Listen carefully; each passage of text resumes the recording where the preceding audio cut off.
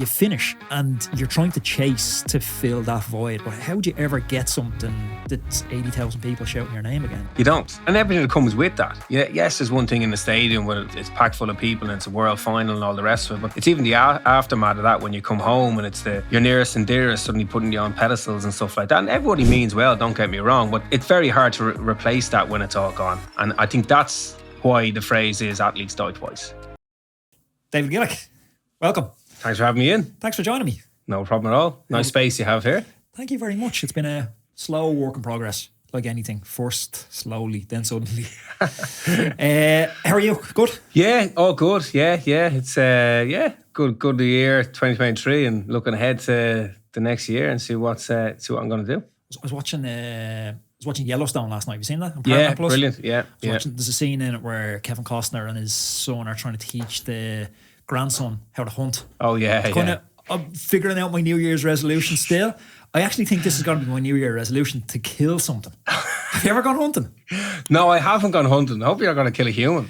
No, I'm not going to kill a human. No, you're safe. Do you have a big list of people you dislike? You're safe. But because I don't know, I had a few rashers and sausages for breakfast this morning. I was like, do you know what? You got them the butcher, who's basically a proxy executioner. As Dubs, we're so far removed from the process of actually getting our food. And I was like, I don't know if I could do this. Like looking at an animal and choosing to take its life. I don't know if I could do it. No, I'd probably be in that category as well. Yeah. It's kind of one of those things where I probably don't really think about it that often. Do you want to come hunting this year? We can set up a hunting trip. Because you're getting into a bit of gravel cycling. This could be a new genre where we go out gravel cycling with like a bow and arrow and we do a bit of hunting as well. Be out there a while with a bow and arrow, I'd say. You were on the Celebrity Hell Week, weren't you? Yeah. If you were going hunting with one of those lads now, who would it be? I'd probably Billy Holland. Yeah. Billy Holland. He's very strategic. He's logical. And he's calm as well. So, I'd be probably like, let's get it. And he'd be like, take your time. And I think when it comes to maybe hunting, not that I hunt or have any experience in it, but I'd imagine you got to be patient. Yeah, I would think if you combined your kind of Hell Week and your hunting, you could probably go a few weeks out in the wilds and survive. I love my food. I'd have to have a bag of snacks with me.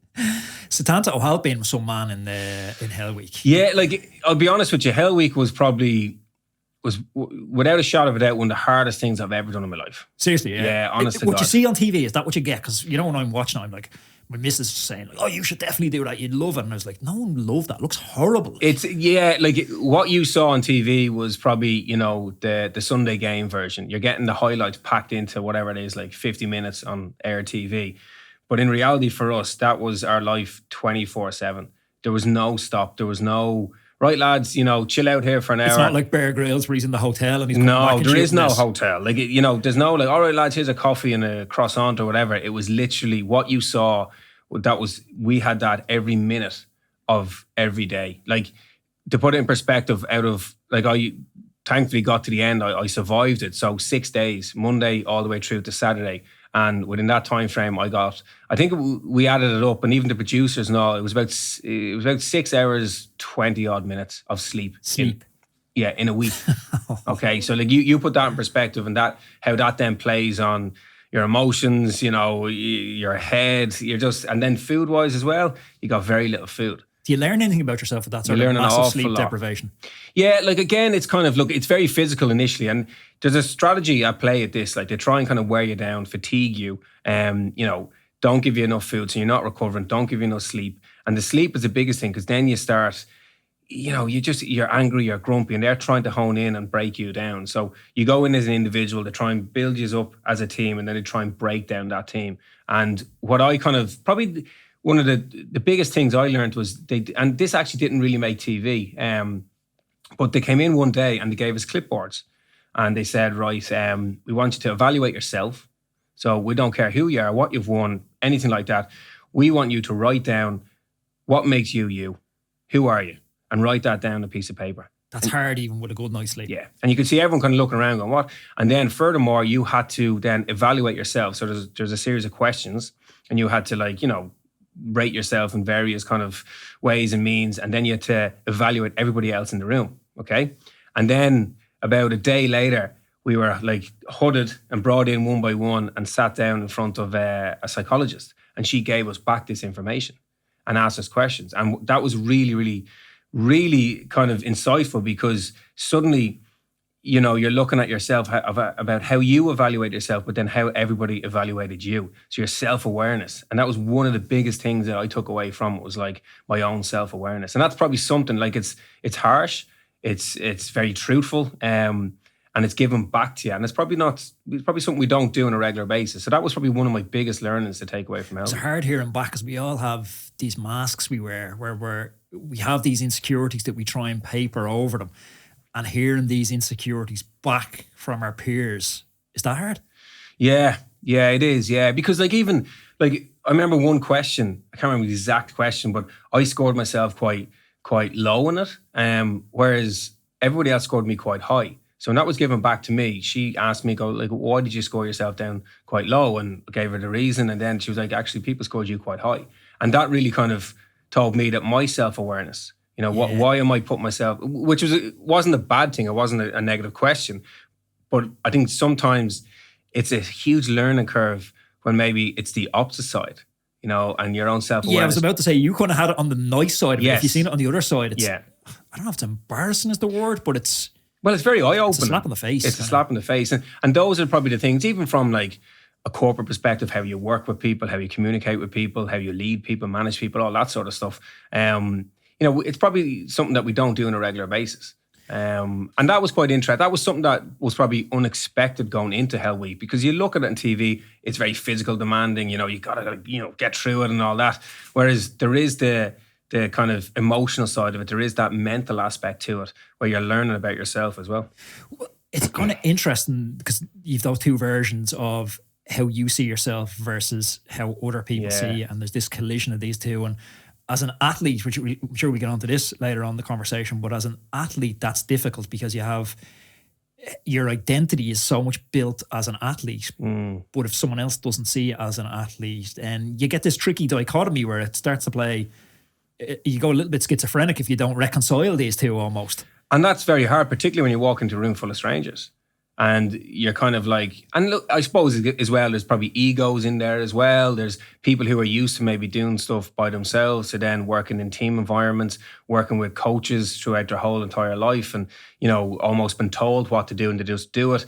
And yeah, like, yeah, you have all of those kind of things going on where you're questioning your kind of role in this space, and you're questioning I suppose another way of looking at it is like where you are in the pecking order. It's a little bit Lord of the Flies type stuff, like where you're trying to nearly establish a mini society again. Absolutely. And again, when you're in a pressure environment and you're told kind of like, you're doing this, you're doing that, you got to work as a team, it's always really interesting to see, okay, who's the person that's going to kind of, you know, almost try and step in and be the leader, and who are the people that are maybe kind of going to hang back and maybe not contribute, or who's going to be in the middle. And that was one of the things in Hell Week that they kept kind of saying, who's going to be the grey man?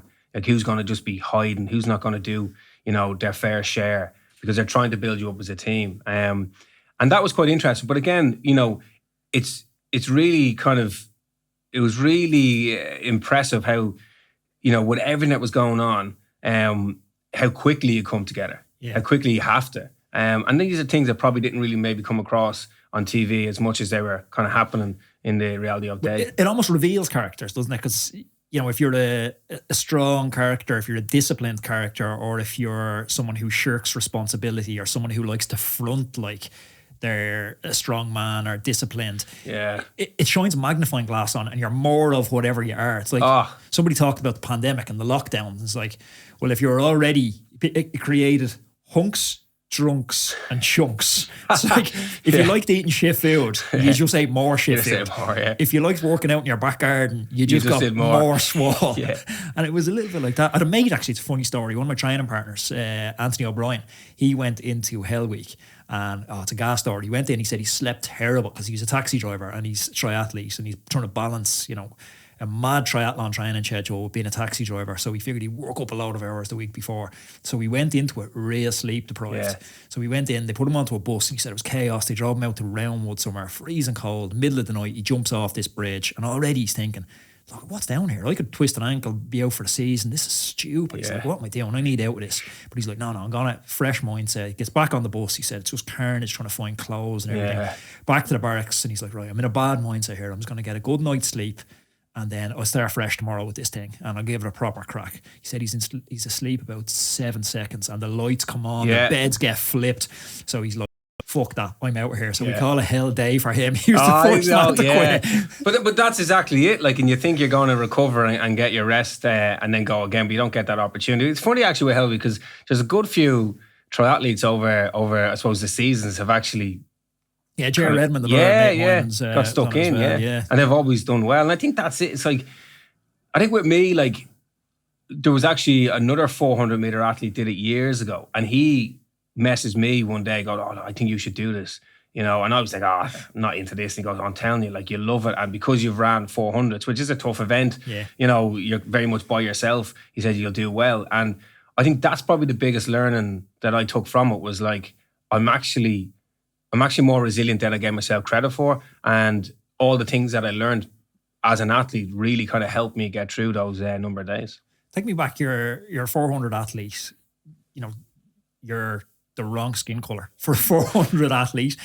You're from Ireland. We don't have a pedigree or a background. Like, was it 2005 you won the gold in the indoor? First sprinter in 80 years from Ireland. Yeah, Bob Tisdale was the last, I think, when was Bob Tisdale? Was like 1932, 400 metre hurdles. Same gap. Yeah, and like, that was probably a bit of the mindset as well, probably collectively in Ireland, where, you know, in athletic circles, that we couldn't compete, you know, leave that to the Africans, leave that to the Caribbean athletes and the Americans. They're the sprint nations. We need to find something else. And again, as well, historically, you've got the likes of like Sonia Sullivan, Katrina McKiernan, Tracy Coughlin, all these people who have gone in middle to long distance and done quite well. So that was probably where, as a nation, we thought we could challenge for medals. And I can remember coming through, and I done okay as a teenager, you know. I wasn't making any teams or anything like that. I played a lot of GA, bit of soccer and stuff like that. How do you even get into it? Because it's a bizarre, like, it was never presented to me as an option in school that, you can go and sprint. And that's the thing. Like, the way it worked for me was I grew up in Ballantyre, and at the bottom of my road was Ballantyre Community School, and they had a big hall, and that's where Dundrum Athletic Club was, literally at the end of my road. And there was a couple, Liz and Eddie McDonough, who, like, Liz retired recently from coaching after 50 years. It's unreal. You know, it's amazing. The graft these volunteers put in. All kind of her own time. And I'm the youngest of four, so my brother, two brothers, sister, and then me, and they all participated in athletics, and that's where I got into it. My primary school, I had a teacher, Mrs. Horgan, Olive Horgan, who was interested in athletics, and every springtime would get us running in the field next to school, pick a team, we'd go to Cumnall Bun School out in Santry, and run the primary school sports.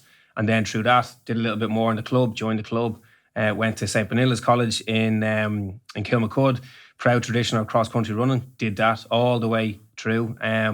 So running was it was part of my sporting lifestyle, if you like. And as I got a little bit older, it's kind of no more than yourself. You begin to kind of find what you're good at and maybe the opportunity that presents itself. And, you know, soccer, I enjoyed playing soccer, but I was never going to go on to a great kind of level. GAA, I was decent at GAA, stayed playing that till I was 19, but I always ran. And I kind of found through running that I didn't have the out-and-out endurance to be competitive. Kind of, you know, as I got older, say cross country, I went from maybe a scorer on the team of 6 to and also ran on the team. And then I realized, you know, I was faster sprinting than most of these other lads. So when the spring came around, I'd get on the track, and that's where I was actually doing pretty well. So then you kind of figure out, well, I'm more of a sprinter. And then within that, you kind of figure out, all right, well, like, I'm not an out and out 100 meter sprinter, don't have the pace, but I have endurance. So suddenly you kind of find yourself going to 200s, 300s, and then bang, 400 meters.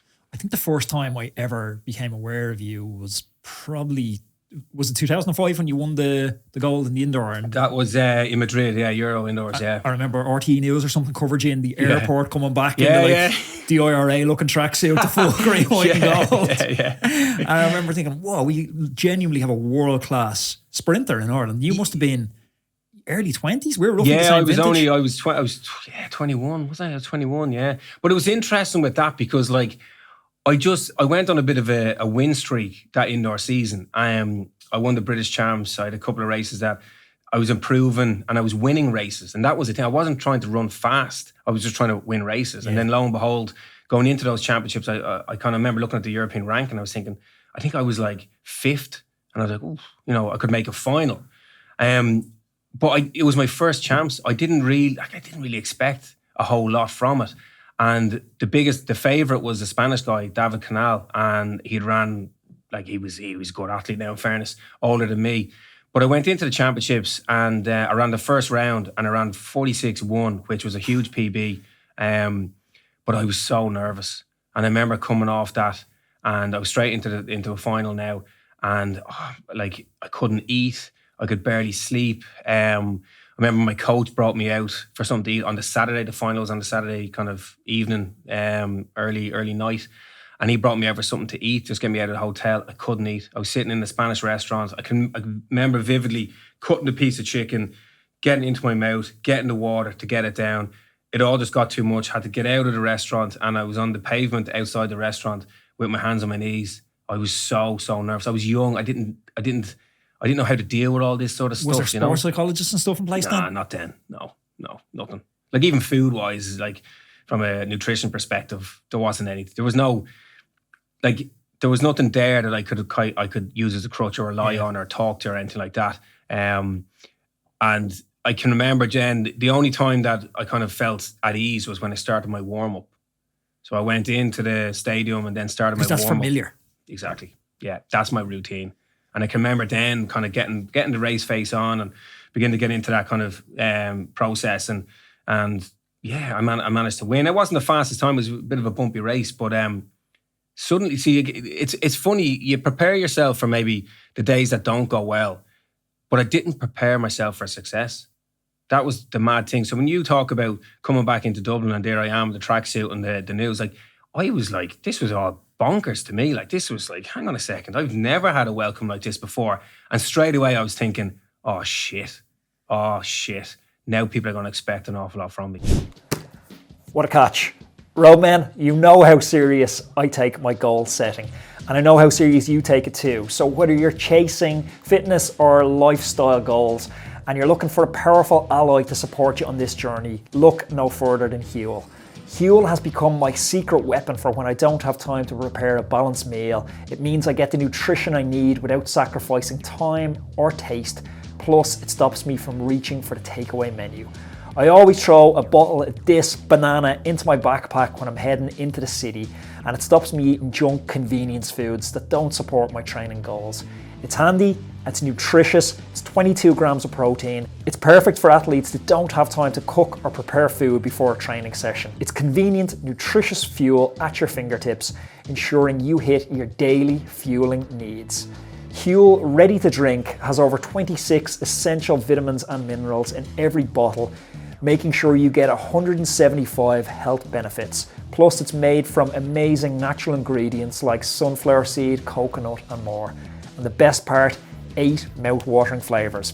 My favourite's the banana. That's what's in my backpack at the moment. You can get Huel direct to your home by going to huel.com/roadman. That's Huel, HUEL.com/roadman. And you know what? I was just about to ask that because obviously I didn't know you. My relationship with you has been, one as a fan from a distance, looking at your results. So 2005, you come onto my radar. And then as just a fan of Irish sport and supporting anyone in a green jersey in any sport, coming up watching Sonia O'Sullivan, now I tune into the athletics and I'm like, I wonder how David Gillick goes today. Yeah. Now there's expectation. Yeah. Now there's pressure. What's that like? Does that change your relationship with the sport? Because you're on the way up and you're like, you're carefree. You win a race, you qualify, and then you get to a point it's like, well, people expect you to qualify. People expect you to win a race. People are tuning in just to see, like my dad be saying, oh, David Gillick's running tonight. You coming over to watch it? Yeah. I can remember there's like the immediate aftermath of that, I went for a massage, a lad called Kieran Fitzpatrick, and he literally lived around the corner, and I'd gone to Kieran for ages prior to this, and went down to him, and I remember his mum was in the house, and as I was leaving, she comes over to me and goes, oh, well done. She goes, just try and enjoy it. Don't worry about all those other people that are going to come in and tell you to do this and do that. And I remember kind of thinking like, what does she mean by that? And she was so right, because suddenly you've just got all these other people and voices and the expectation and the pressure. And I remember like people suddenly kind of like, they knew me, but like I remember someone saying like, "Oh, we knew you were good. We didn't think you were that good." And then the next question, like, "When's your next race? Are you going to the Olympic Games? Are you going to win the Olympics?" And all these sort of things, even from my local kind of area, and to the point where it might sound a bit crazy, but I didn't want to leave the house. I didn't want to go down to the local shop because I'd bump into someone, and then it would be like, "Oh, when are you racing again?" Whereas prior to this, nobody really gave a shit. Yeah. And now suddenly you have all these kind of questions, and I think internally, I just got lucky. Maybe I just got one race lucky. Maybe just the stars aligned for that one moment. And that imposter syndrome, it's like, oh, fuck, I just got a lucky day. And do you think having, the infrastructure has obviously developed a lot worldwide in sport, and definitely in Ireland as well, where we have sports psychologists and you've, great people, Ger Hussey and people like that now around sport. And the boxers pioneered a lot of this stuff. Do you think having someone in your corner then to go, look, you didn't get lucky. This was process. Yeah. These events, they're not accidental. Success and failure doesn't show up as a surprise. I could look at your training if I knew what I was looking at back then and go, look, you're tracking for this. You deserve this. This is what you deserve. You're at this level. You didn't just, I couldn't have showed up for the 400 there and won a goal. Like, do you know what I mean? So do you think if you had someone in your corner to ground that in the reality that you're living in, going, you've done the work, you've done the splits, you are the champion? 100%. And I think it's that goes back to that kind of relationship you have with a coach and kind of that understanding, that constant kind of feedback of like, here's what we're aiming for, here's how we're tracking. Having a psychologist, it's someone that you can confide in, you can trust, and you can tell kind of exactly how you're feeling, how you're dealing with all these kind of emotions that are going through your head. And even then when success happens, it's like, okay, well, this was part of the plan. This is all gonna, now what's the next phase? Right, we're gonna manage this. You're gonna do your media and stuff like this, and then we're back into training. So there's a clear timeline. So the process is just very, very clear, and the routine and the structure and the strategy. Because I think when I was young at the time, I wasn't set up for success. So when it happened, it was like, whoa, hang on. Like now things have changed. It's gone from a hobby to, oh, hang on, this is now. I remember someone telling me, oh, you're going to have like 10 years of a career now ahead of you. And I remember thinking, really? Jesus, I thought this was just a bit of crack. And I think now we've gotten a lot better at preparing ourselves for success, and we have the infrastructure in place. So a lot of our athletes coming through now would have access, with say Sport Ireland and the Institute to psychology, to, all that kind of holistic approach to sport, which is very, very important. And that doesn't change. It doesn't just happen when a championships comes on and then it disappears. It's ongoing, and I think that's really important. Do you think those like people in the shops, the people that you're passing by in the street, they're like, oh, you're going to win gold? Is it well-intentioned, or is there a little bit of a hint of Irish begrudgery in that we'll build them up so we can pull them back down in it? I think, no, I think genuinely people want you to do well. And I think a question like that is more like maybe it's probably maybe their lack of understanding, in terms of going from, say, a European level to a global world and Olympic level, that there's a step up, particularly in a sprint event. Yeah. And I think for me, it was like when people would say that, I'd almost kind of go, oh God, yeah, but what about the Americans and what about the Caribbean athletes? Whereas I think genuinely people were a little bit more like, oh, brilliant, fair play to you, a local lad doing well. I never felt that there was any begrudgery. But at the same time, like there may have been an element of that, but I don't think it was something that was maybe projected onto me personally. Yeah, I think you probably hit the nail on the head. A lack of awareness. I know when I started just getting a few quid to ride the bike for the first time, and I'd come home from the States and I'd be down at my mom's house and you're wearing all the matching kit and the matching bikes, and I'd ride into the house and one of the neighbours would see you and he'd be like, oh, you're riding the Tour de France this year? And I was like you're trying to explain, look, I'm Division 3, they're Division 1. I'm not going to be riding the Tour. Like, I'm not at that level. You feel like you're explaining yourself, but that's exactly sometimes people say, oh, what are you running for 400? And at the time you're running like 46 seconds. And what's the world record? And you're going, oh, well, like the world. Okay, well, yeah, I'm not that good, It's almost like, right, you don't have to ask me that question. Like the world record is probably 2 seconds quicker than me over 400, It's a great way of grounding, isn't it? My girlfriend Sarah, who you met, she done a cycle last year in Malin to Mizenhead, and a lot of lads on the cycle, they would have been very good on the Irish scene and they would have won a lot of big races. They take a lot of pride in talking about, back in the day I won this race, or back in the day I won a stage at the Ross, which are super prestigious from a domestic level. But I've been doing the podcast for the past couple of years, and I have a few friends from cycling who are, genuinely world-class level Tour de France winners. I've interviewed Greg LeMond and stuff on the podcast. So it's really normalised conversations with Sarah around, I was chatting to Greg LeMond this morning, and she just thinks that's part of normal life. He's won the Tour 3 times.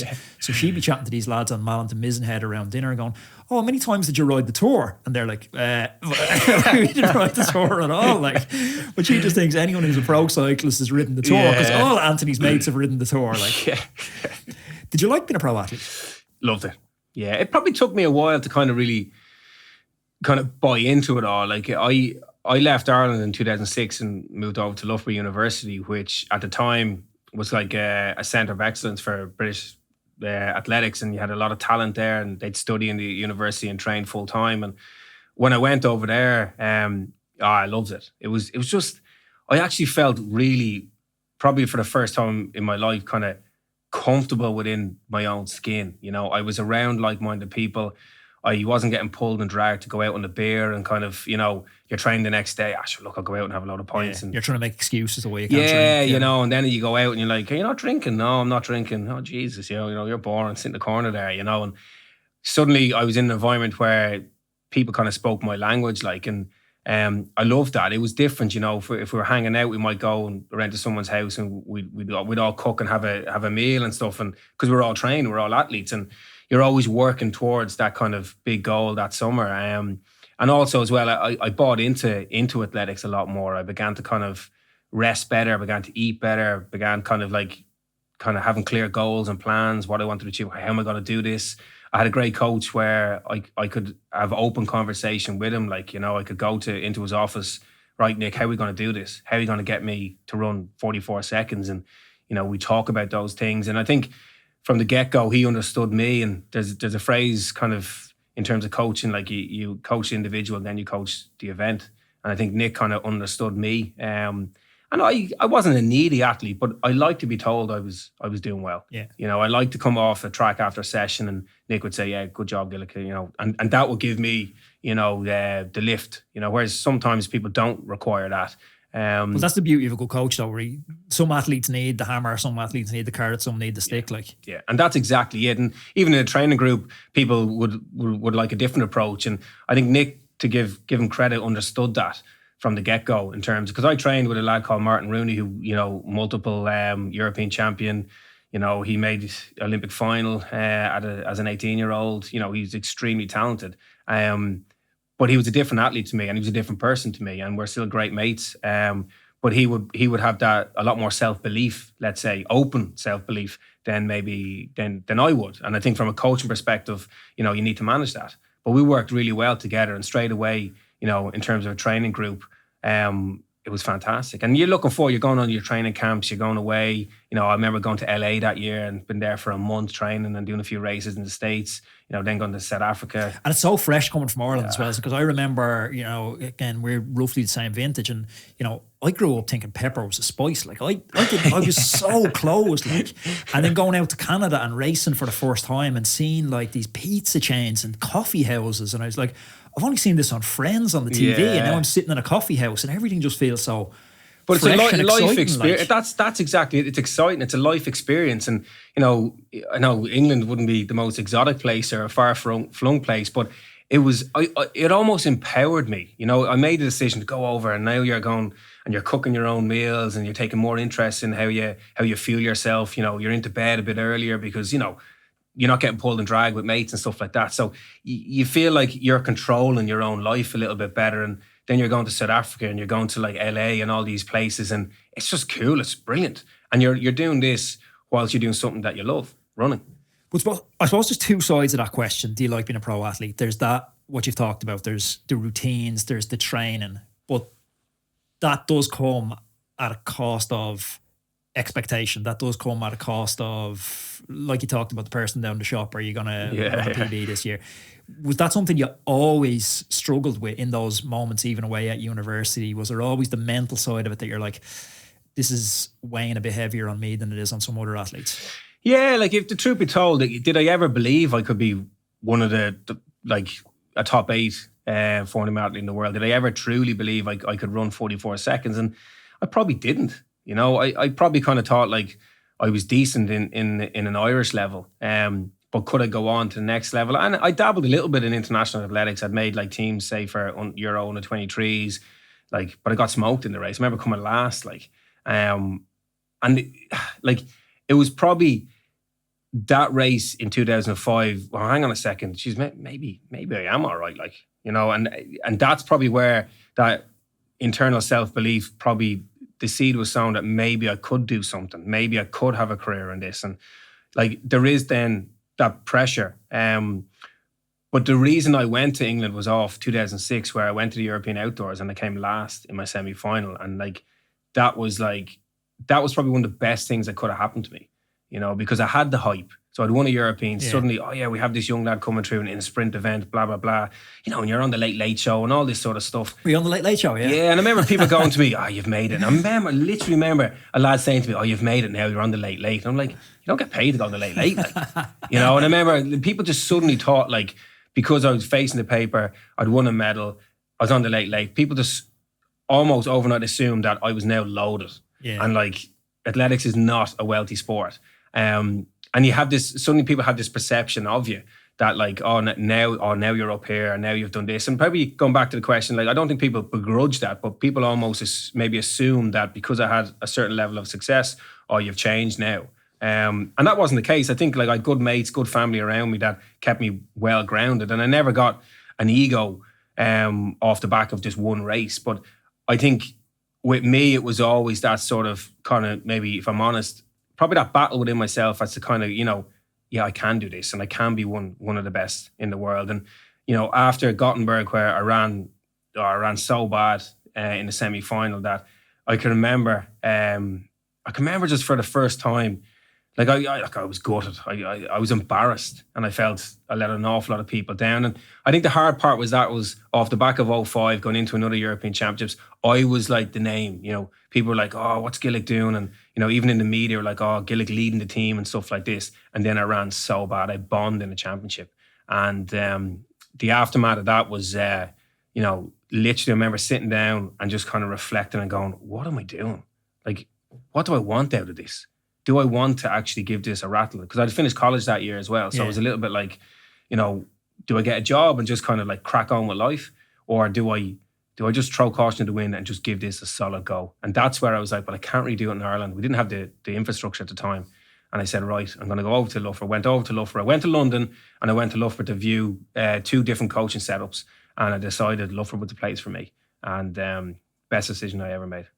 We always have, when you zoom out and you look at someone's story, I think we have these inflection points. Some people just drift down a road and they're like, get the end of the road. This happens a lot in kind of careers and stuff. People are like, oh, I took a promotion, I got married. Yeah. And they end up in a destination. They're not really sure how they got there. For athletes, I find that doesn't happen that often. There's hard turning points in the road. Injuries was definitely one of those inflection points for you. If we look at 2005, it was a positive inflection point. Yeah. Injuries were definitely seen to be a negative inflection point, where maybe for the first time the demons start creeping in a little bit. Talk to me about those injuries. How hard are they to deal with?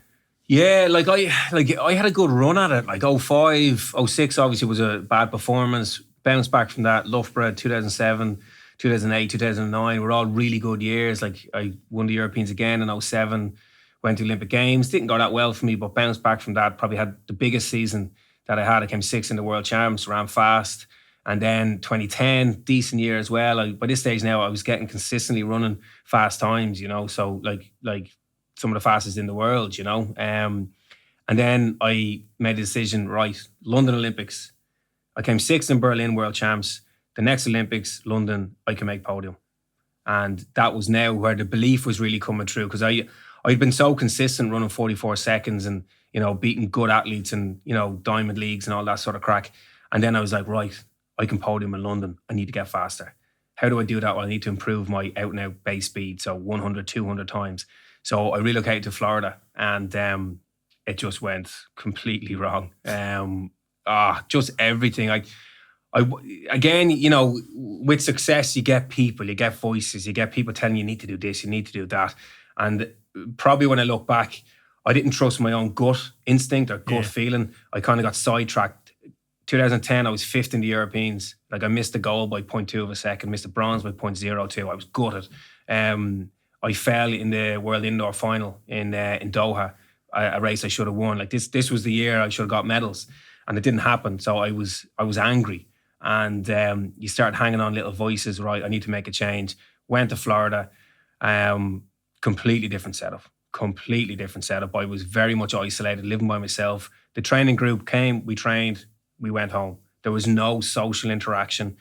Florida again is a funny place. Like there's no soul in the place. Yeah, I've done training camps there as well. It's just a bit bland. There's nothing there. And I got injured. I tore my soleus muscle, which I didn't even know I had. I was like, wow, what's this? And then I tried to get back. I tore it 3 times in total. Then I got back on the track. Achilles flared up. Now it was in my head. This was going into the 2011 season. The Worlds were coming up. I hadn't even raced. And I remember I raced in New York, and I ran so bad. Hobbled around, 46 high, 46.8 or something like that. It was poor time. Came back to Europe. I raced around 47. This was going the wrong direction. I was getting slower. And what age at this point? I would have been 28. So it's not an age. It's not an age-related decline here. Well, it is. Yeah, for sprinters, that. Yeah, for 400s, like you're looking at you're out now kind of fastest times. It'd probably be early 20s to mid 20s. Really? Yeah, okay. And then as you get to 28, 29, that's when injuries, particularly lower limb injuries, it's just about the intensity and the velocity you put through your body. Whereas middle to long, you could kind of push that 30s, even be competitive into your 40s. Again, the intensity will be a little bit less, but sprinting tends to be around that. So on paper, this was the kind of the time when the injuries are going to come. And I really, I packed in that season and then went back to Loughborough. Again, this was now coming into Olympic year. I hadn't raced in 2011. I resumed training with the group that I had prior to going to Florida, and I was so far behind. And I can remember going, what's going on? Like I used to be ahead of these guys, and now I can't keep up with them. And then on St. Patrick's Day 2012, I tore my soleus again. And that was it. I knew there and then not going to Olympic Games. And that was really hard because now I suppose the business of sport became an issue. Like I wasn't performing. So sponsors, my gear contract, I was getting cut. My grant was now a little bit like, I haven't competed. And what's that conversation with the sponsors like? It's hard. Yeah, some of them are very formal, where you'd have a contract and it's like written the contract. If you don't perform, you're getting a 25% reduction, blah, blah, blah. And then other kind of sponsors will be a little bit more, maybe more personal, where, they're trying to support you. But at the same time, you got to remember, we were just coming out of a recession there as well. So there probably wasn't as much money floating around. And it's hard because most people were really good to me and I was very, very lucky. But at the same time, you're going, right, I'm 28 now, I'm 29. Suddenly conversations start going what are you going to do when it's all over, David? And then you're going, shit, and then my mates and all would be nearly coming into a decade, some of them in careers. Yeah. And I'm going 30 now, what's going to happen? And I can remember at the end of 2012, going to relocate. And my wife, Charlotte, was working, girlfriend at the time. We were doing long distance for 2 years. So she worked in she worked for the British Olympic Association. So she was heavily involved in London. So we were like, look, let's try and get back under one roof and, do something. So we went to Australia. So I trained in Canberra. Great setup. Loved it out there. And still a carded athlete at this point? I got cut that year. Okay. Yeah, I got cut that year. Which, look, I don't hold a grudge. That's just the nature of high performance sport. Yeah. You have to perform. In any walk of high performance, if you're not performing, your neck is on the block. Do you see that then as the end of your pro career when you start making that cash? Yeah. You see, now it's costing me money. Yeah. And everything's beginning to cost, like rent and everything. Gear and all this sort of stuff. And then you're thinking, oh God, what I thought I might have at the end of a career to maybe throw towards a mortgage or, deposit on a house is now beginning to dwindle. I can remember in Australia's not cheap. And you'd be going shopping, instead of buying the chicken, you're buying the kangaroo meat, just to save a couple of quid. No peppers. Peppers or capsicums, they call them in Australia, are very expensive. He's like, no, Charlotte, don't be getting the peppers. Get the frozen stuff. Simple things like that. And then got myself back into really good shape. I got into a race in Japan in early May, and I can remember there was a load of British athletes overtraining. Like 400 meter athletes, I knew them all, and we were doing a session, probably one of my best sessions. I was flying. I was absolutely flying. And the last rep tore my Achilles. And I was now, I was 29. This was in about kind of like April time. I would have been 30 that July. And that was the crux of it. That was literally, I can remember the side of the track in Canberra, sun beating down, gorgeous place. That was it. I am done. I am absolutely done with this. I can't keep doing this to myself. And I retired. That was it. Did you have any plan in your head? Did you have an idea of even like, so you seen yourself fully as David, the 400 meter sprinter, but then you go to bed that night and you wake up the next morning and you look in the mirror, who do you see?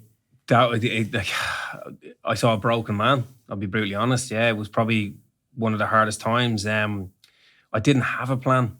I was very much like, Beijing, London, Rio, and then I'll retire. And I made one Olympics, and I didn't. And this is, I get asked this quite a lot, like, in terms of like, did you have a plan to, what you were doing? Did you have any interests? Of course, I had different interests and stuff like that, but I was all in. I was all in, and that's me. Like I can be very like, if I put my mind to something, I stick at it. And like I did college, I did university, did a master's and all that, but like I went to Loughborough as to become a full-time athlete. Like that was the goal. But you have to be all in, and this is maybe a flaw in how we develop athletes. You have to be all in for high performance sport. I wasn't all in, and I never made it near your levels. I was always hedging. I came through law school, King's Inn, got my qualification. So I started late when everyone's like, you need to go away riding the bike now. I was like, hang on 2 more years. I'm going to get this qualification under my belt. Other people were all in. All in doesn't guarantee you success. No. But it guarantees you a chance at it. And if you're not all in, I don't think you have that chance even. Yeah. And there's a lot of truth in that. And I think for me, I wouldn't have got to where I got to if I was a little bit, I'm going to do a little bit of this and a little bit of that. It was, and that's me, all in. And I think, I suppose in hindsight, you look at it now and you kind of go, oof, very fragile. You know what I mean? God, if something happens, doesn't go your way, it could all fall apart. And that's kind of what happened. Now, in fairness, like, I was 30, and I can remember getting the ferry, even coming over to you today, I'm looking at the ferry. Yeah, I can remember going down in October 2006, getting on the ferry with my mum, driving over. And I can remember looking back, and I don't want to get too deep or anything, but looking back at the towers and, Dublin Port, the Pigeon House, and kind of thinking, right, you know what? I was 22, 23 at the time, and just making a promise with myself going, I'm going to give this a lash till I'm 30. I'm going to give it a go and see what happens. I was now approaching 30, injured. And that for me was like, right, I've done what I wanted to do in athletics. I made a world final, won a couple of medals, I ran 44 seconds.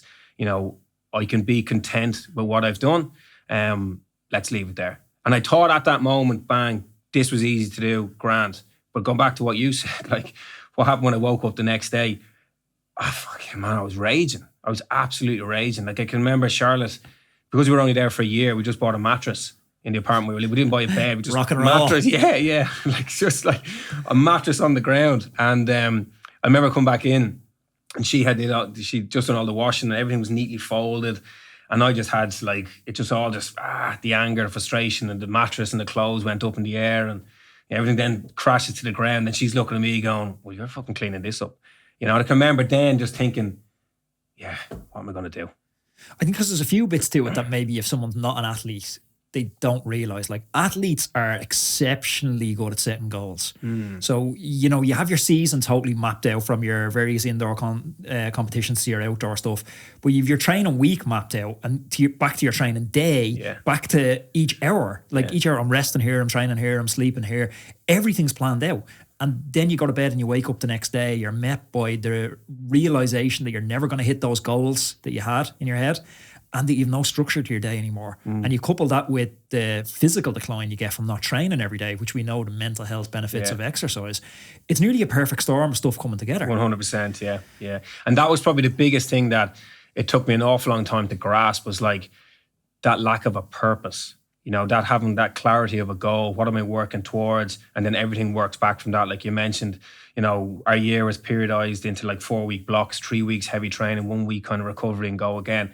And And then every day you get up, I knew what I needed to do. I knew what numbers I needed to hit in training. You go home, done. You get up the next day, you go again. And it's all building towards something that keeps you ticking, keeps you hungry, keeps you alive. You get the nerves, you get the adrenaline buzz, stuff that just motivates you and inspires you. And then suddenly it's all gone. And that was something that I really struggled with. You know, I never even thought it was going to be an issue, because what actually happened was I went back to the apartment, you know, grumpy and all the rest of it, went to bed, got up the next day and had an email to do asking me would I do Celebrity MasterChef. And, you know, this is the mad thing. And I was like, sure, fuck it, I'm doing nothing else. I might as well do it. So I ended up coming back to Dublin solely to do that. This was in the summer of 2003. I wasn't racing.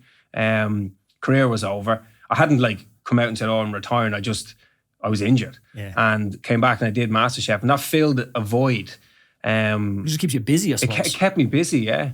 And then like even the hardest part in that year was September, because that's when you'd resume training. That's when the leaves began to change and autumn kind of descended. That's when I would kind of get the ferry back over to Loughborough. I'd resume training, right? What's the goal? Ready to go again. Nick, what are we up to? What's the plan looking like? Right, what are we going to do? You map out your year from a high level and then you go, right, ready to go. That didn't happen.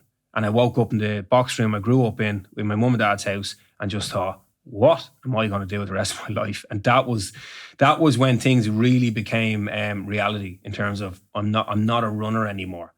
And like the identity, everything that defined me as a person was suddenly gone. The goal setting's really powerful. I went bike packing last year. Have you ever gone bike packing? Bike packing. Yeah, I've gone. We tried over the summer. I'll get you into bag packing in.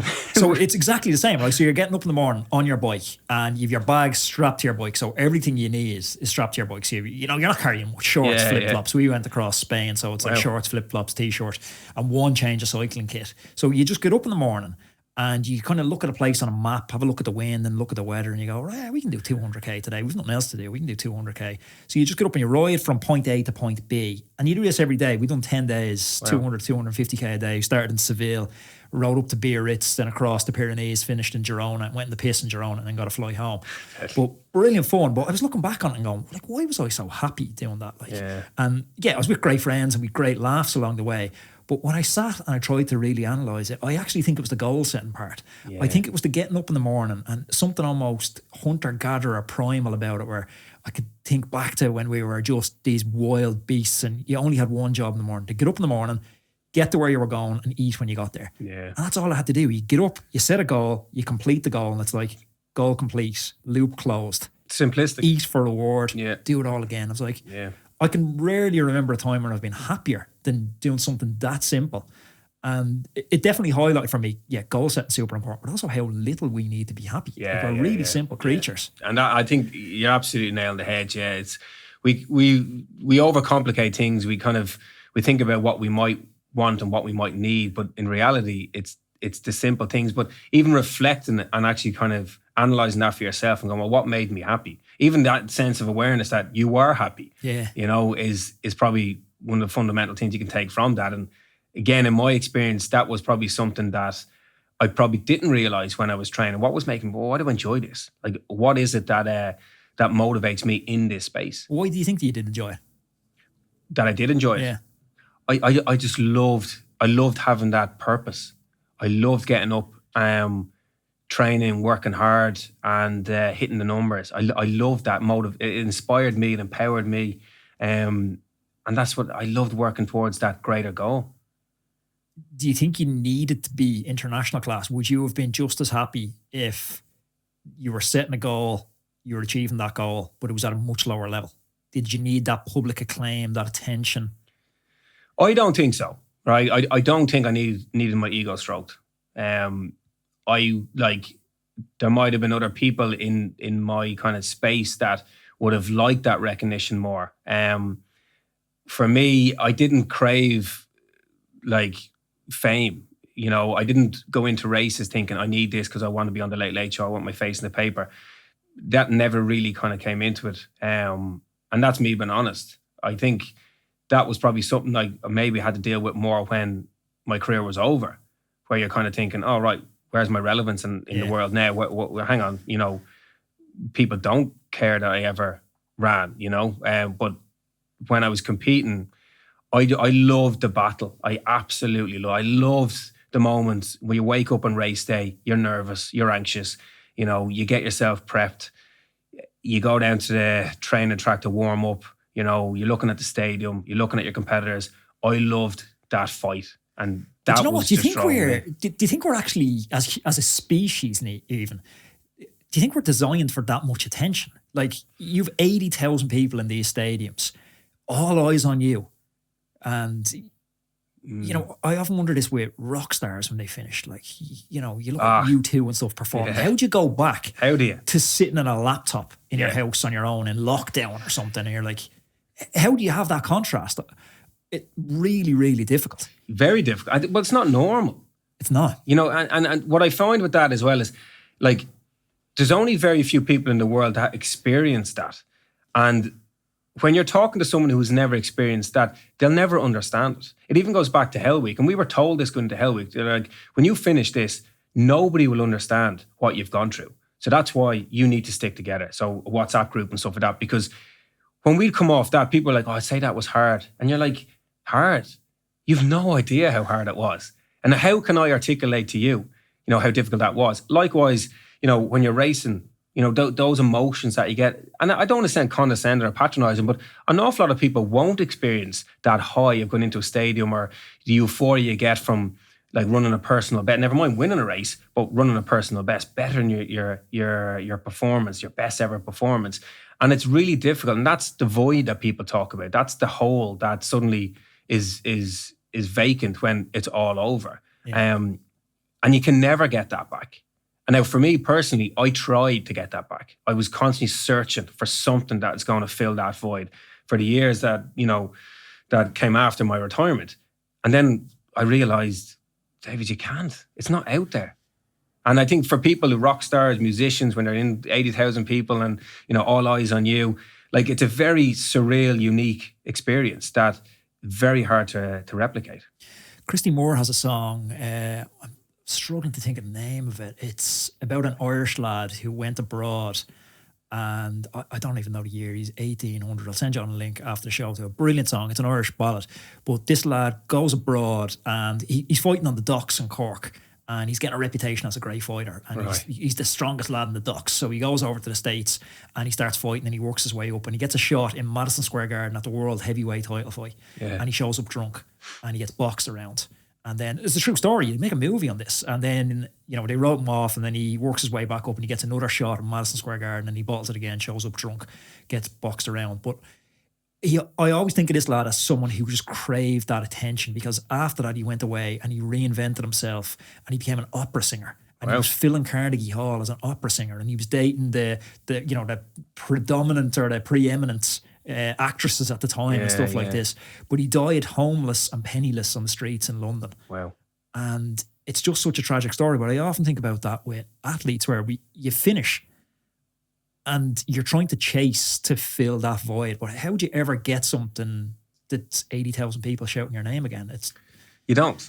And everything that comes with that. Yeah, yes, there's one thing in the stadium where it's packed full of people and it's a world final and all the rest of it. But it's even the aftermath of that when you come home and it's your nearest and dearest suddenly putting you on pedestals and stuff like that. And everybody means well, don't get me wrong. But, like, it's very hard to replace that when it's all gone. And I think that's why the phrase is athletes die twice, you know.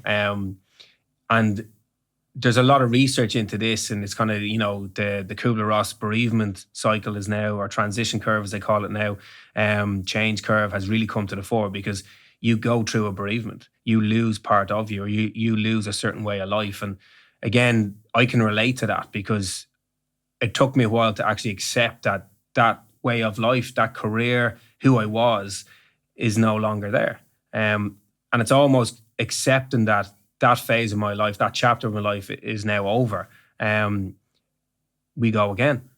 Have you seen Michael Phelps, the documentary he narrated, Weight of Gold? Yeah, it's brilliant, yeah. Brilliant. It's totally eye-opening though. We spoke off air a little bit. I came back after kind of retiring from cycling. I came back, a good buddy of mine, Peter Ryan's visually impaired, and he wanted a pilot, ride a few worlds and try and qualify for the Olympics.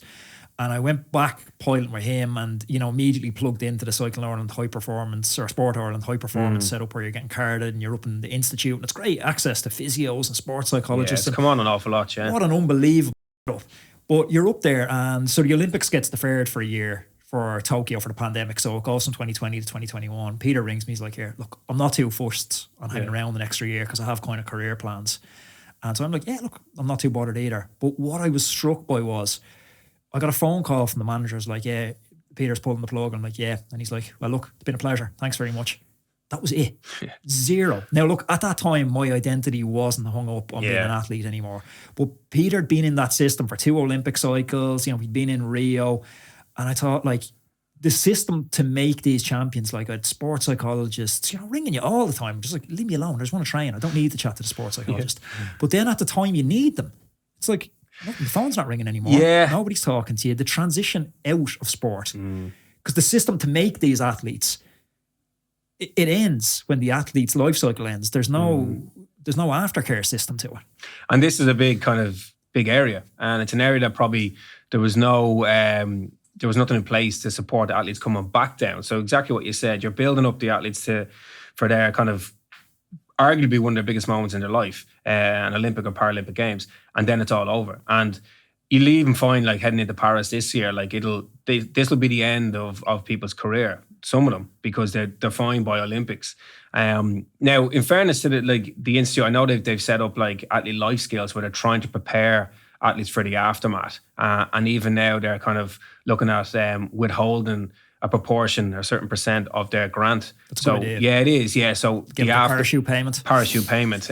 Because you're not paying any PRSI or any kind of social welfare, so you can't avail of anything post career. Which again, in my experience, was like, I can't even claim the dole. Yeah. You know what I mean? It's like, how am I going to pay the bills? But that is one of the key things. Is like, yes, we're building for success. We're kind of working with all the holistic kind of services in relation to performance. But we have to remember that there's human beings involved here. And some people will be great. They'll have exit plans. They'll have a kind of strategy in place for, the day that they retire. But what I have found in my experience is that the athletes who kind of are able to make that decision, I'm going to retire, will have a better plan. Whereas the athlete who might have to retire through injury, that's the difficult one. Yeah. And I think it's kind of looking at, okay, and it goes back to what we were saying there about, like, you're all in. And all in is fantastic, okay? And in hindsight, yeah, I was all in and I got my rewards from that.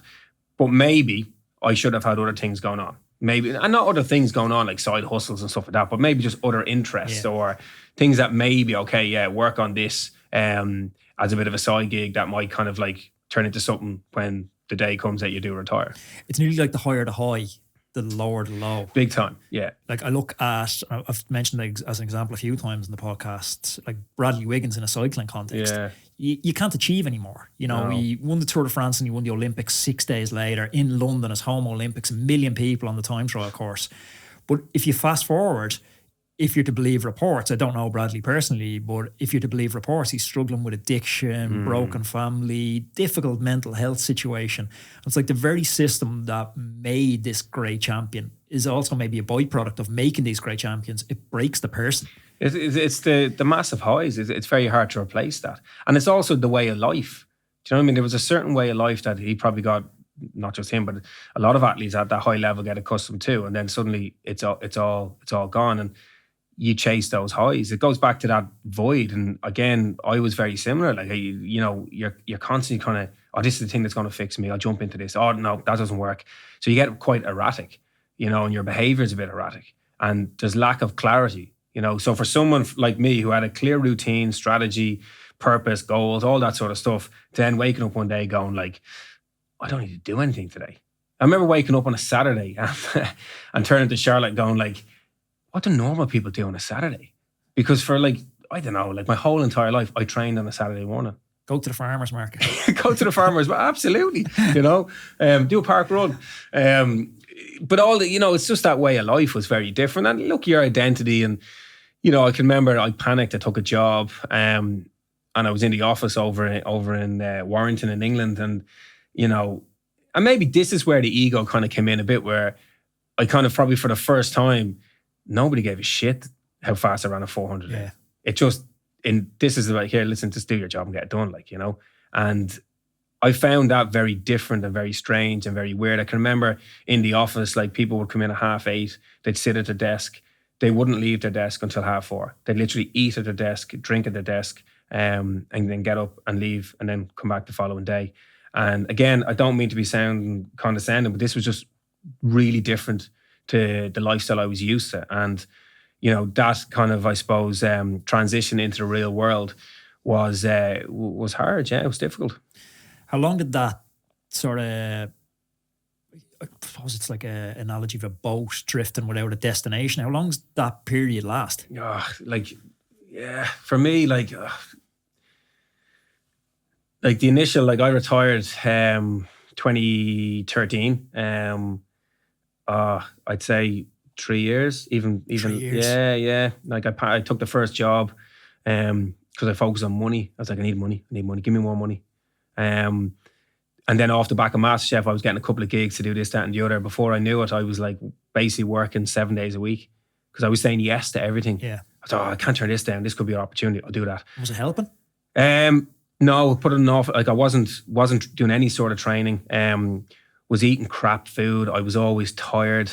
I suddenly kind of found myself propelled into a weird environment where off the back of MasterChef, you're doing a bit more TV stuff, and you know, I was doing food demos and all this sort of crack, things that like I never thought I'd ever be doing, and probably, you know, put myself way out of my comfort zone, which isn't a bad thing, but anxiety was beginning to come into it, and then kind of that I began I began comfort eating as well, like just the anxiety, the nerves, that knot in my stomach, kind of questioning, who am I? Why am I here? What's going on? Like, that went on it was quite bad for 1 year. And then I packed in the job, I got a new job where I was kind of working in the kind of corporates where I was in a lot of like high performance. I was working for a high performance company. And that was a bit strange as well, because now I'm talking about all the stuff that I used to do, and I used to do this and I used to do that. And inside I was like, I'm falling apart here. Like, and that went on for another year. And then we got married in 2014. Charlotte was pregnant 2015. And then late, it just got worse and worse. And it got to a point where I began having panic attacks, and I dreaded Mondays. Like, what's a panic attack like? Just, well, your whole world, the whole world, the roof, the walls is all beginning to cave in on you. You just feel completely and utterly overwhelmed. Your chest tightens, your body tightens. You're just anxious. You're rigid. You're frustrated, you're angry, you want to hurt yourself, and you just lose control. You just completely lose control. And these began to become a little bit more regular. I dreaded Monday mornings because it was just, Saturday I was okay, Sunday I was anxious about Monday, and you could feel yourself tensing up. I could feel my skin beginning to almost, it felt like it was bubbling. I came out in like psoriasis. I couldn't sleep. I had insomnia. Literally couldn't. I get it. I'd be so tired. It's just all compounding. All compounding, yeah. And I get into bed, and just the arguments in my head. You know, you've got those two voices, and one just berating you. You're an idiot. Why did you do this? Why did you ever go to America? If you didn't go to America, this wouldn't have happened. And I can remember one day, and I've told this story openly as well. Like Charlotte's pregnant. You know, heavily pregnant, probably 7 months, 8 months pregnant. And she's sitting at the kitchen table on a Sunday, and I storm in, and I'm ranting and raving and stuff like that, and I'm having a complete another panic attack. And I can remember I was trying to, I think I was trying to go out on my bike, and I couldn't find sunglasses, you know, and I had a complete and utter meltdown. Couldn't find, or I couldn't change a lens or something trivial, and it just set me off. And I remember I had thrown the bike shoe against the wall, thrown all the clothes out of the wardrobe. I go downstairs, she's at the kitchen table, I'm ranting and raving. She gets upset. And I can remember just literally split second, almost coming up for air and going, fuck, I need help. This isn't right. I need help. And that was late, I think 2015. And I packed in the second job. So I had no job, baby due in February of that year. And I got help. That was the start. That was that was, I remember ringing, and it's funny because like I'd gone to various talks and stuff like that, and I went to a talk where this lad got up and spoke about mental health. I actually knew him. He was 2 years ahead of me in my own school. Played football at a very high level. Had to retire through injury. Grew up in my area. Like I knew him, you know, and I never knew this about him. And he spoke, and I remember sitting in the audience going, he's talking to me here. Like everything he said resonates. And I had his phone number in my phone, and I rang him, and that was day one. That was late 2015. They say you need to hit rock bottom before you get help, but from what I've seen, there's actually 2 rock bottoms. There's a dark one, and then there's an even darker one. Like addiction is a thread that runs through my family. It runs through a lot of Irish families, and regrettably, it runs through mine as well. And I've seen family members slide from the dark one to the darker one, the dark like bottom that you don't come back from. Yeah. How do you stop yourself sliding from a dark place to a place you don't come back from? Yeah, like again, I suppose going through that, I can understand why people would end up in those dark places. I don't know what it was for me that I never took to the drink or anything kind of harder than that. I can remember one weekend going out and just literally going on a complete another bender, and like Charlotte was ringing me and stuff like that, and you know, you're just cancelling the phone, and you know, literally a roll over, go again the next day.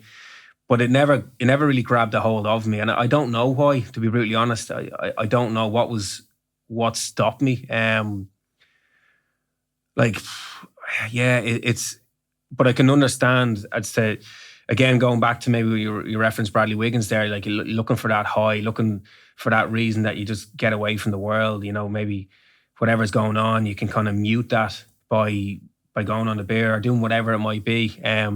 Just to quieten down that voice inside your head. And like, I think maybe with me, I don't really know, but maybe it was a case that I can't really answer. I don't really know why. Why didn't I go that direction?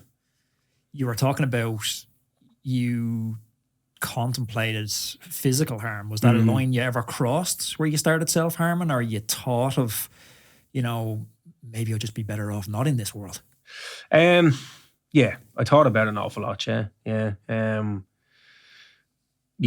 Like a lot of dark thoughts, to be honest with you.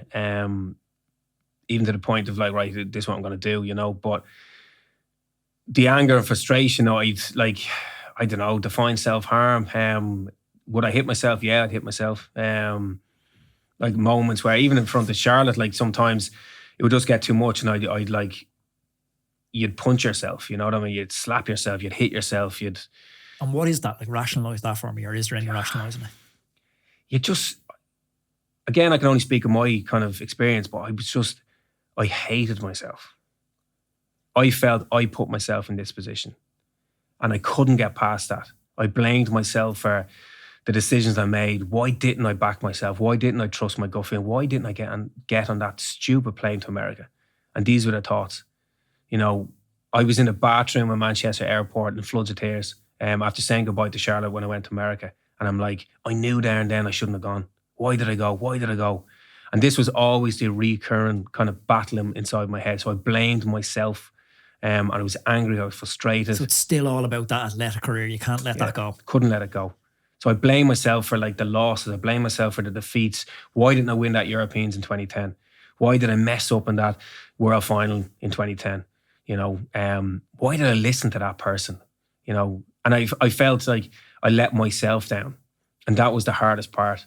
You know, you let yourself down, and this was the narrative that was going on in my head, the internal dialogue, and it was constant, and I couldn't shut it up.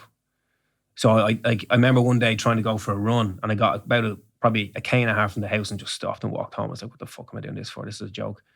And then I'd binge eat, you know. You'd be amazed about what I used to put away. Like I could just eat and eat and eat, and then I'd wallow in self-pity, you know, and then I just hate the world. What stopped you crossing the line?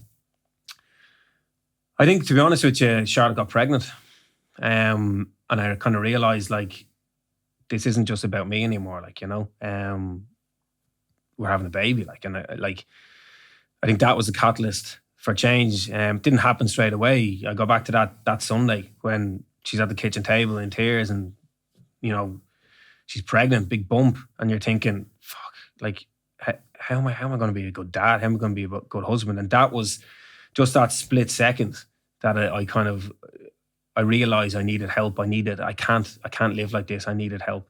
Whereas prior to that, I like nobody knew what was going on. I used to hide it all. I wouldn't talk about it. I didn't know how to articulate it, and I kept saying, "Oh, nobody will understand me. Nobody will understand my journey. So I'll just shut up." And the other side of that was then I felt I had to be that person. So you put the mask on, you be that jovial person. I was working for a sports brand, looking after accounts around Ireland. You'd walk into a sports shop, people might recognize me. So I felt I had to be a certain way. So that was very that kind of absorbed an awful lot of energy, and then you get back in the car and you'd be like, you're a fucking idiot. You're a fraud, you're a fake. This is, again, how I talk to myself. And that's when things would bubble up, and then you'd be pounding the steering wheel and all this, and then you'd, like, the mask would come off, I'd go home, and then Charlotte would see the person, me for me, whereas when I leave the house, you put the mask on and you be that person. And I think that, like, probably, yeah, when she was pregnant, that was when I realized I can't leave her. I can't leave a baby. Like, I need to do something. Have you forgiven yourself for those decisions? As in the decisions as to... The decisions that you spent a lot of time regretting, getting on the plane, not trusting your gut. Yeah, I have now. But, like, I'm retired 10 years. Like, it's, that question of, like, how long does it take? Like, do I still work through it? Yeah. Do I still go to counselling? Yeah, I still go. I go every second week now. In 2016, I went every week. It's still something that will always be a part of it. I've forgiven myself, and I look back now and I kind of go, initially, regrets. Whereas now I'm like, I gave it a go. I gave it a rattle. You have to try these things. You have to sometimes just jump and see what happens. I did that when I went to Loughborough. It worked well. I did it when I went to America. It didn't. But, like, that's life. And I think I've accepted that, I'm glad I tried these things, because if you don't shoot, you don't score. And I think it's taken a bit of a process to allow myself to actually kind of look back with fondness of my career. I hated my career for a long time. Like, I wouldn't go back there. I wouldn't go back looking medals or anything, because I'd always feel there was an element of failure in it all. Whereas now I look back and I go, geez, you know what, fair play to me. Like, and I gave it a go. I went to Beijing, didn't run that well, didn't feel I deserved the Olympic tattoo, the Olympic rings. I said, I'll go to London and then I'll get them. Never made London. And it was only in 2017 on my birthday, Charlotte got me a voucher to go and get the rings. She's like, you should do this for yourself. And she was right, and I think it's a process. It's about understanding you. It's and that was probably the greatest thing about going to counselling and actually talking about it. By talking, I was able to process it. I was able to understand as to why I was feeling a certain way, why I was thinking a certain way, but also getting back to, like, what's important to me. Like, what are the things that I enjoy doing? And one of those was running. I've been running since I was a little kid, and then suddenly I literally stopped overnight. And that's But I think those thoughts and those feelings, the dark ones, they might sound extreme, but they're very rational. Like, in the context of... Oh, I had all my reasons as to why. All the reasons. Like, this is why I'm going to do this. Yeah. I questioned what I was on this planet for. Like, because before it was defined, I was a runner. I was working towards this, that, and the other. And now suddenly I'm kind of like, why am I here? You didn't have a vocabulary to express that. No.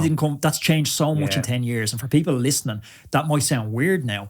But literally 10 years ago, you couldn't. From the time you were on the playground in school, showing weakness was not something you ever done, or you were the kid that got picked on. And nobody wanted to be the kid that got picked on. And then you move into sport, where you actually, any sign of weakness is an advantage to competitors. You're a gladiator. You go out into the arena.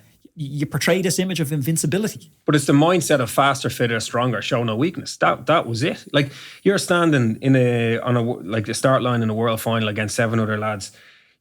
You've got to be tough. You've got to be mentally strong. You've got to go through your own process and forget about everybody else. And, like, that's what's bred into you. And that comes with the training and the environment and all the rest of it. So for me, when I exited that kind of world, it was like, you don't really talk about these things. And also, how could I? right? And this sounds bonkers, right? But like, I did MasterChef and suddenly like I was getting a bit of profile and, you know, you're on this, that and the other. And, you know, I did a cookbook and I was endorsing certain products. I was on the side of buses and bus shelters. And like people were coming to me going, Jesus, Gillick, fair play to you. Geez, you're flying it. Geez, fair play. You got the world at your feet. Well done, well done. Whereas inside, it was a complete opposite. So how in my mind can I turn around to you after you going, geez, well done, David, to turn around and go, oh, well, actually, I'm struggling. You know, it's strange. It's weird. I didn't have the words, the vocab. So you just go, oh yeah, cheers, thanks. And that you just move on. So you hide it. An easiest thing to hide. I would have never thought, and I don't know why, because there's not a stereotype. Although we like to think there's a stereotype of someone who's suffering with mental health. If the last 5-10 years have taught us that, there's not a stereotype. Like I would have looked at you and thought, exactly like you're saying, well, there's a lad with the world at his feet. He's a good looking lad. He's an ex-athlete. He's won golds. He's represented Ireland. He's gone to the Olympics. He's lived the dream.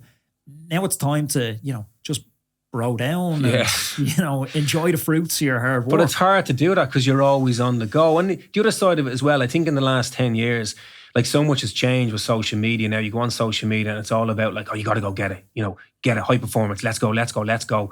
Whereas like a mundane lifestyle is like, oh, you failed. Yeah. And that's not right. You know, I think, you know, we have to accept who we are and where we're at and be comfortable with that instead of always looking for more and more and more. And I did that. I used to compare myself on social media to a whole range of other athletes who had retired and moved on. And you see, oh, they're starting a business or they're doing this TV and you're thinking, why am I doing that? Oh, you're an idiot. You've missed the boat. You failed. Why? You need more. You need more. And, you know, even going in and kind of working with a high performance company, you know, who was doing these programs in the corporate world where it was like, yeah, go get it. This.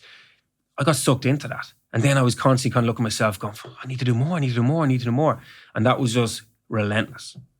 But it's hard, isn't it? You need to, the Stoics call that the hedonic treadmill. I'm not sure if you read any Stoicism, but you're on this treadmill basically with a carrot on a stick and you'll never reach that carrot. It's like, I'll be happy when I get the car. I'll be happy when I get the house. I'll be happy when I get the sponsorship deal. I'll be happy when I hit these download figures.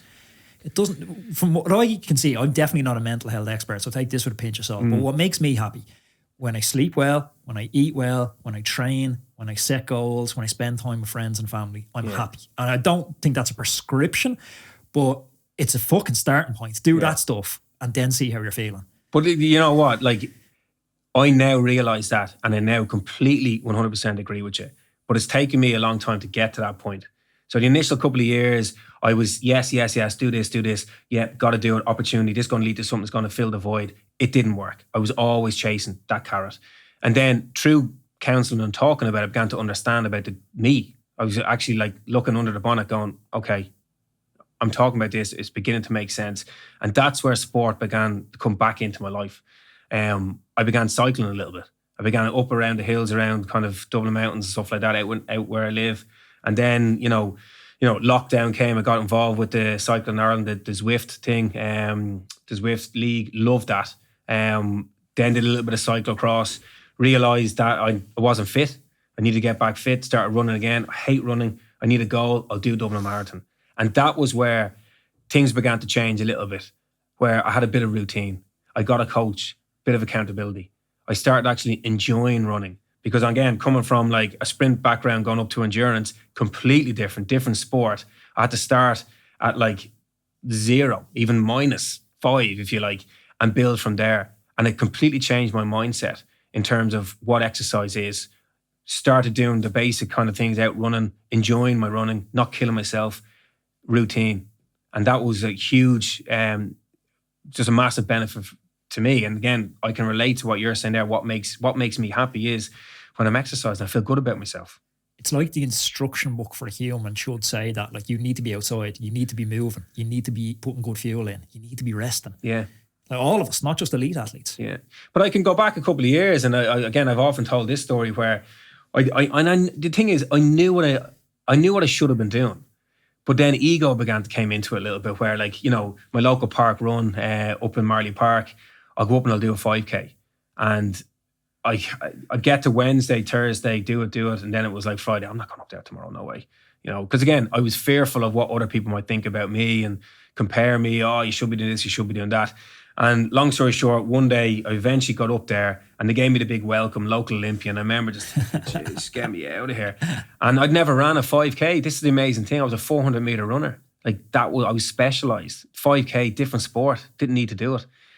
And the bell went at the buzzer and I took off, again, ego, pinged it for the first K, got up through the forest, hit 2K. I was buckling. Wheels are coming off. I was like, oh my God, this is horrific.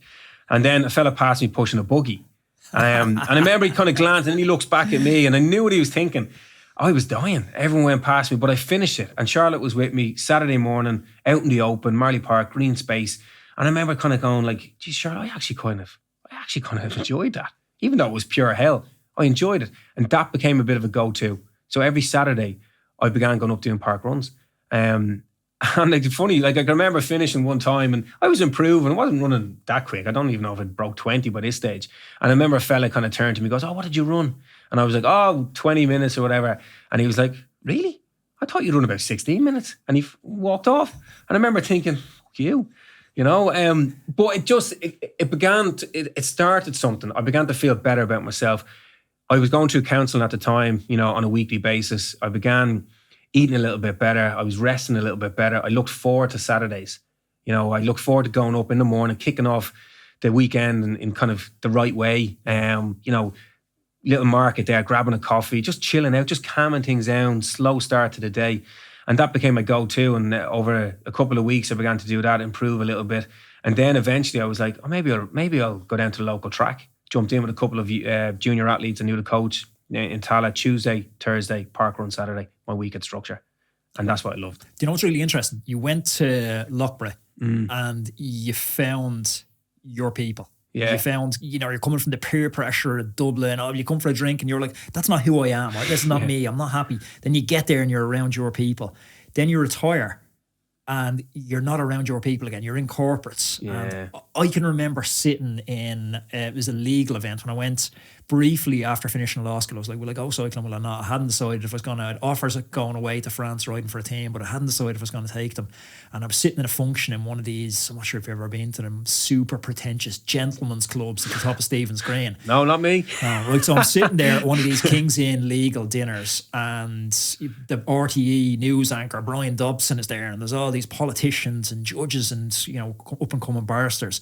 And they're all drinking wine and eating, 4 or 5 courses, probably 5,000 calories or something in the meal. And I'm going out to the bathroom, like I don't even need to go to the toilet. I'm just getting out to the bathroom to just get out of there. I'm sitting there and I'm texting my missus and going like, I need to get out here. This isn't me. Like my skin is crawling. These aren't my people. Yeah. Like, and then just getting across to a cycling team and everyone's broke and just feeling like, this is my people. Like, but it seems like when you got into that corporate environment again, it's like I'm back with a group that aren't my people, and now you're back to the park run and you've gone full circle. You're back to your people. Yeah, exactly that. And even like someone recently asked me like, oh, how was your transition back into to home?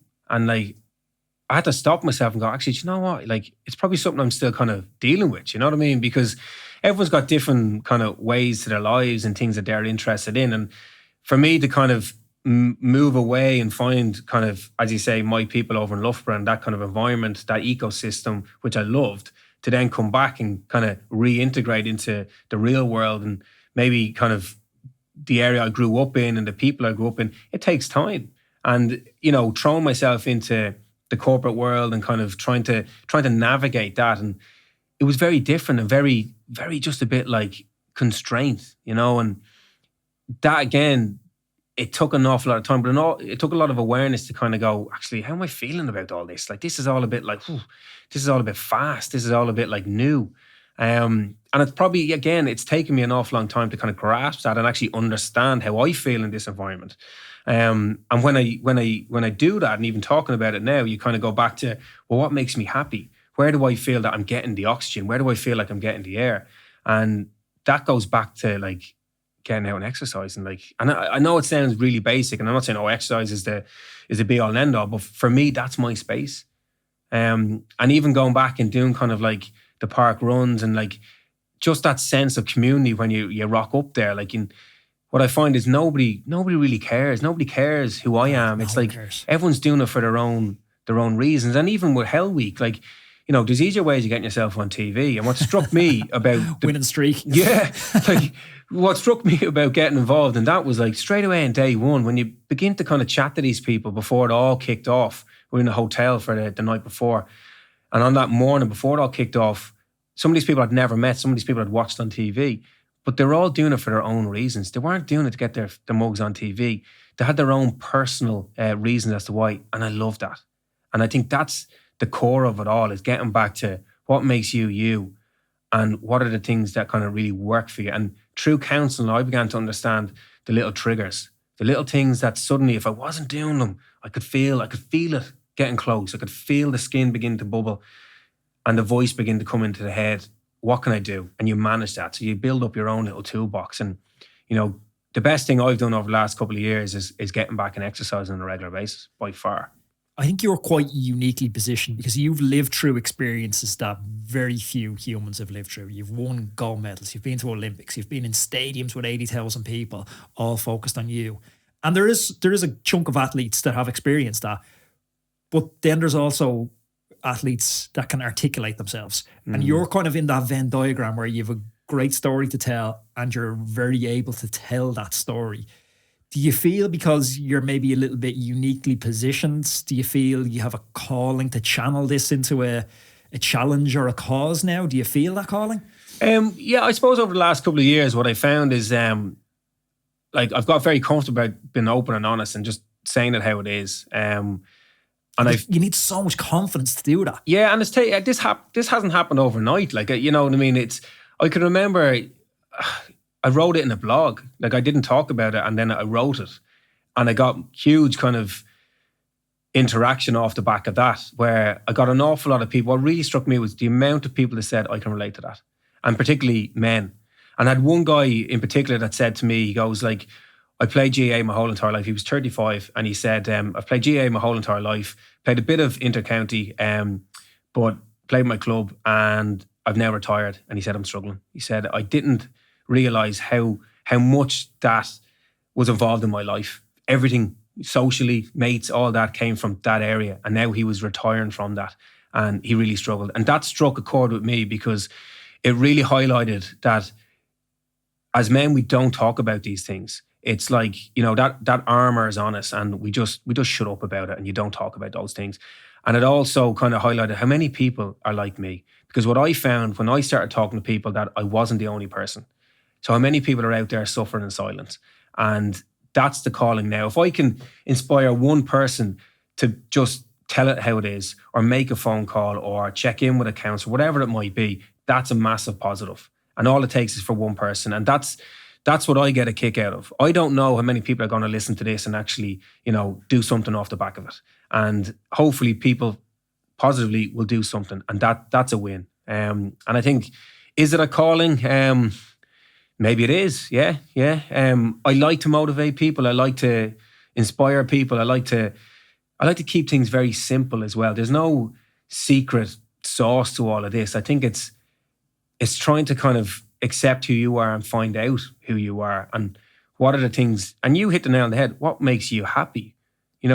When do you feel comfortable in your own skin, or are you always trying to be someone else? Are you always trying to fit a narrative and like slot in? Life's not a jigsaw. You kind of find things as you go. And I think with me, being open and honest, and checking in with myself, and particularly like, going to counsel, but also, very lucky to have a very supportive wife that's gone through it all with me. She sounds like a saint.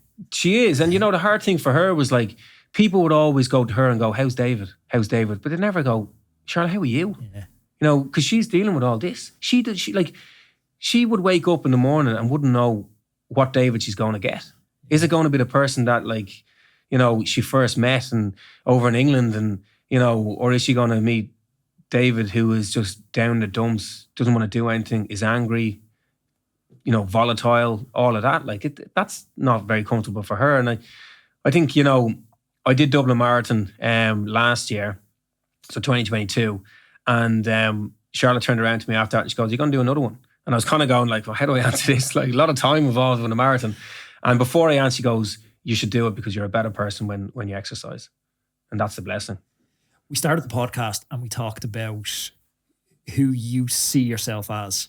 versus how the world see you. And I think it's actually a nice place to finish it, because with how vulnerable you've been on the podcast and your struggles coming out and talking about these insecurities, you may be interpreted yourself as, I'm weaker for telling these stories, but how the world actually seeing you and how I actually see you after this podcast, it's actually a stronger version of you. So David, thank you very much. No problem. Thanks for having me on. It's a blast. Yeah, it's good chat. Enjoyed it. Hey everybody, thanks for tuning in to today's interview. If you like this interview, I'm going to put another interview up here, which I know you're really going to enjoy. And please click on that subscribe button. Talk to you soon.